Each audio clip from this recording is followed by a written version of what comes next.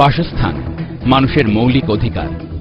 মানুষের বাসস্থান নির্মিত হয় তার সামর্থ্য অনুযায়ী। কেউ বাস করে প্রাসাদে, কারো বাস বস্তিতে, আর কারো ঠাঁই হয় ফুটপাতে। আমাদের বিরোধী দলীয় নেত্রী থাকতেন ৬ মইনুল রোডের এরকমই একটি প্রাসাদে। 2010 সালের 13 নভেম্বরের আগে সর্বোচ্চ আদালতের রায়ে তিনি মইনুল রোডের এই বাড়িটি স্বেচ্ছায় ছেড়ে যান। এই বাসায় কেটেছে তার জীবনের দীর্ঘতম সময়। 38 বছর ধরে থাকতে থাকতে তিনি ভুলেই গিয়েছিলেন 168 কাঠার এই বাড়িটি আসলে জনগণের সম্পত্তি। স্বামীর মৃত্যুর পর দুঃসময় পার করার জন্য তাকে বাড়িটি মাত্র 1 টাকায় লিজ দেওয়া হয়েছিল। 1981 সালে একেবারে দেয়া হয়নি। একই সাথে লিজ দেওয়া হয়েছিল গুলশানের 32 কাঠার একটি বাড়ি। শোক সন্ত্রস্ত পরিবারকে সান্ত্বনা দেবার জন্য তখন আবেগমুখ্য হয়ে উঠেছিল, আইন নয়। সে সময়ের কর্ণধাররা জনগণের আবেগকে পুঁজি করে আইনের ব্যত্যয় ঘটিয়ে দুটো বাড়ি বরাদ্দ করেছিল এই পরিবারকে।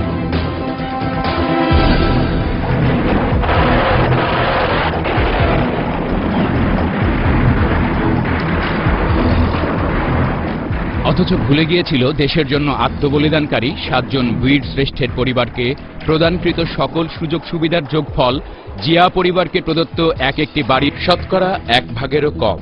ভুলে গিয়েছিল মইনুল রোডের বাড়িটি শুধু একজন উপসেনা প্রধানের সরকারি বাসভবনই নয়, বঙ্গবন্ধু হত্যাকাণ্ড সহ বিভিন্ন প্রাসাদ ষড়যন্ত্রের সূতিকাগার। সেসব ক্রমশ উন্মোচিত হবে। আগে ঘুরে আসা যাক বাড়িটির অন্দরমহল।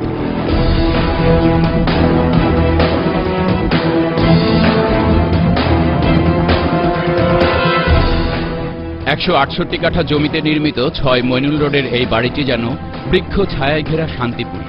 চারিদিকে খোলা জায়গা, কার পার্কিং, সুইমিং পুল, পাথরের ল্যান্ডস্কেপিং, সীমানায় সার্ভেন্ট কোয়ার্টার, খালেদা জিয়ার ভাই সাইদ ইস্কেন্দারের বাড়ি, প্রশস্ত লন সহ নানা আয়োজন দেখে বোঝার উপায় নেই যে ঢাকা শহরে আশ্রয়হীন মানুষের সংখ্যা প্রায় 1.5 কোটি। অথচ এই বাড়ি থেকেই বছরের পর বছর পরিচালিত হয়েছে বিএনপির রাজনৈতিক কর্মকাণ্ড। সেনানিবাসের স্পর্শকাতর কথা বাদ দিলেও সম্ভবত এই প্রাচুর্য আর ভোগবিলাসী বিএনপি এবং খালেদা জিয়াকে জনবিচ্ছিন্ন করে ফেলেছে। তার ছেলেদের মন ও মনন থেকে মুছে দিয়েছে দরিদ্র ক্লিষ্ট জনতার কথা। এই সেই লন যেখানে ফারুক রশিদের প্রস্তাবে নীরবে সমর্থন করেছিলেন 1975 সালের উপসেনা প্রধান জিয়াউর রহমান। এরপর ফারুক রশিদকে পেছনে ফিরে তাকাতে হয়নি। বঙ্গবন্ধুকে হত্যা করে পদোন্নতি পেয়েছেন, রাষ্ট্রদূত হয়েছেন, এমনকি সংসদ সদস্যও হয়েছেন।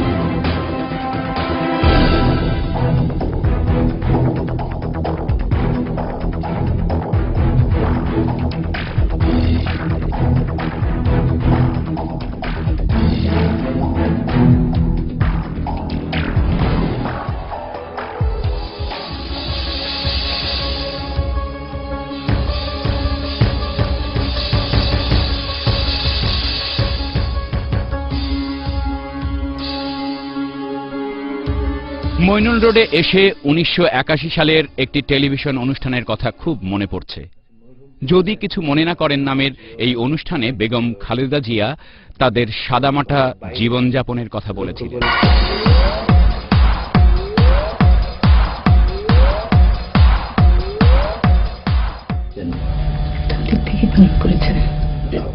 দিক থেকেই এর কোনো কারণ তিনি বলতেন কি? কারণ এই জন্যই যে বলতো যে আমার দেশের লোক তো গরিব, প্রধানত এটাই তার মূল কারণ ছিল যে দেশের লোকের অবস্থা যতদিন না পরিবর্তন করে ততদিন আমিও নিজে অত বিলাসিতা পছন্দ করি না আর কি।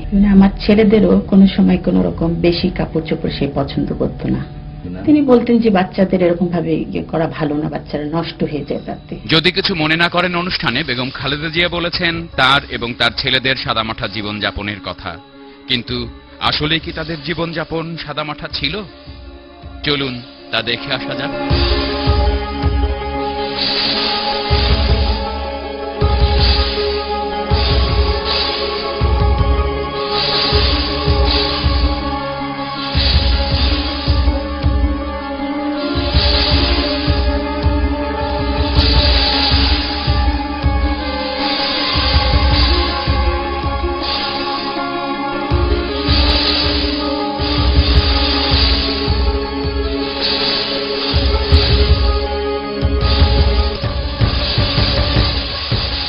ছয় ইঞ্চি কার্পেটে মোড়ানো বিলাসবহুল একটি রুম। এটি খালেদা জিয়ার শয়নকক্ষ। তার ব্যক্তিগত ড্রয়ারে থাকার কথা ছিল সুষ্ঠু ধারার কোনো বই, কিন্তু সেখানে মিলল কিছু পর্ণপত্রিকা।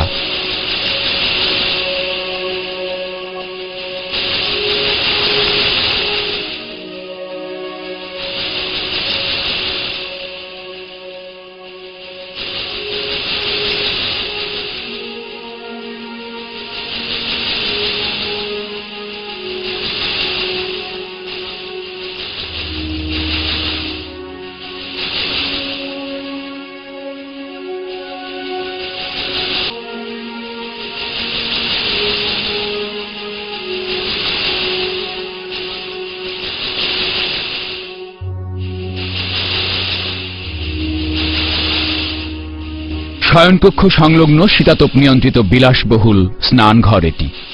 এখানে রাখা ফ্রিজে পাওয়া গেল বিদেশি মদের বোতল সহ কিছু উত্তেজক খাবার, অথচ সেখানে থাকার কথা ছিল ফলমূল।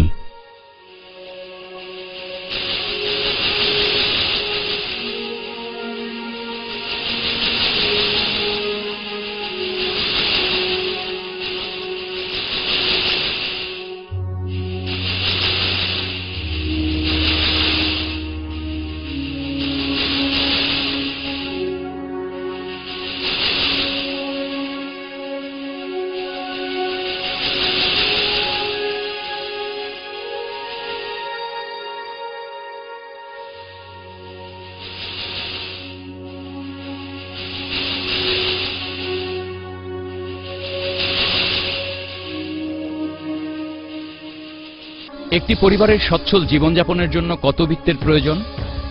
একটি বাড়ি শীতাতপ নিয়ন্ত্রণের জন্য কতটি এসির প্রয়োজন? কিংবা সর্বসাকুল্যে 10 জন মানুষের কতজন দাসদাসীর প্রয়োজন? সেটি কোনো গবেষণার বিষয় নয়, কিন্তু 6 মইনুল রোডে এসে আমার ভুল ভেঙে গেছে। এখানে এসির সংখ্যা 61টি, সোফা সেট 104টি, আর টেলিভিশন 17টি, ফ্রিজ 17টি, আর পরিচারকের সংখ্যা মাত্র 67 জন। হায় সরল জীবনযাপনের চিত্র জিয়াউর রহমান আর বেগম খালেদা জিয়া।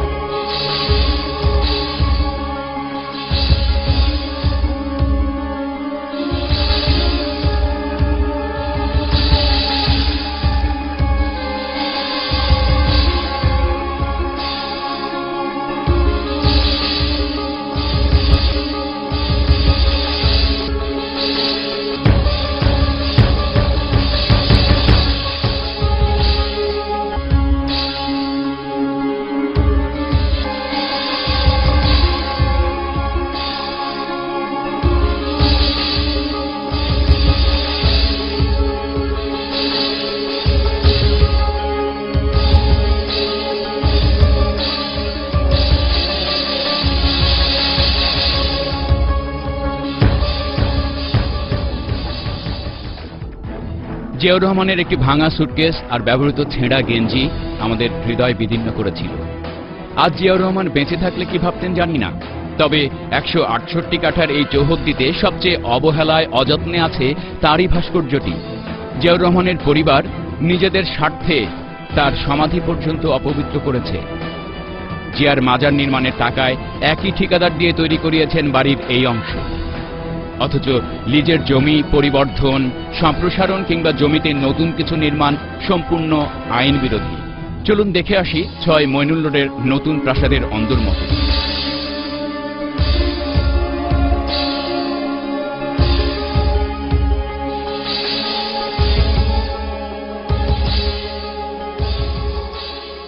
এই বাড়িটিতে মোট ঘরের সংখ্যা প্রায় 22টির মতো।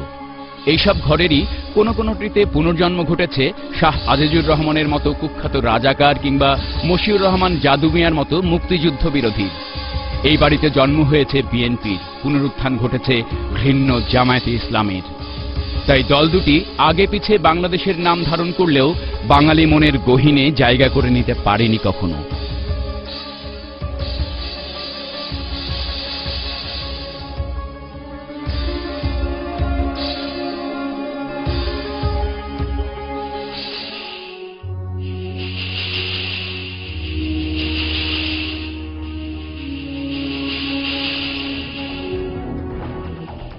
এবার একজন দুঃখী সম্রাজ্ঞীর কথা বলি, যার জন্ম হয়েছিল সেপ্টেম্বর মাসের কোনো এক শিউলিঝরা সকালে। কিন্তু রাজনৈতিক কর্তৃত্ব রক্ষায় সম্রাজ্ঞীর সাজে তাকে জন্মদিন পালন করতে হয় 15ই আগস্ট। এই সেই টেবিল যেটিতে প্রতি বছর 15ই আগস্ট সজ্জিত হয় নতুন করে। কেক কাটা হয় এখানে। জাতির জনকের জন্মদিনে মিথ্যা ভড়ং করতে করতে তিনি এখন নিজেকেই চিনতে পারেন না। তার জন্মদিনের প্রসঙ্গ আসলেই 3-4টি তারিখ উঠে আসে। দলীয় কুমন্ত্রকদের পাল্লায় পড়ে তিনি আত্মপরিচয় খোঁজার সময়ও পান না।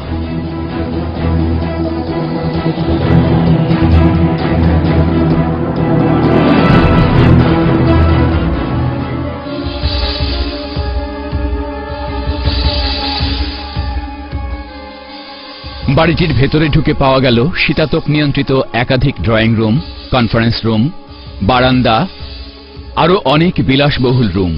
কিন্তু আশ্চর্যের বিষয় এটি, সেখানে কোথাও পাওয়া গেল না জিয়াউর রহমানের স্মৃতিচিহ্ন স্বরূপ তার কোনো ছবি। অথচ যাকে ঘিরেই খালেদা জিয়া তথা বিএনপির রাজনীতির অবকাঠামো।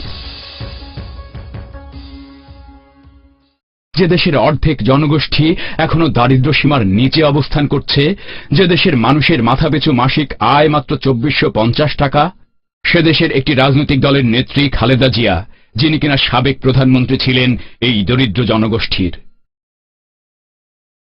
তিনি কিভাবে এমন বিলাসবহুল জীবনযাপন করতে পারেন, এ প্রশ্ন এখন আমার, আপনার তথা দেশের সকল শ্রেণীর জনমানুষের।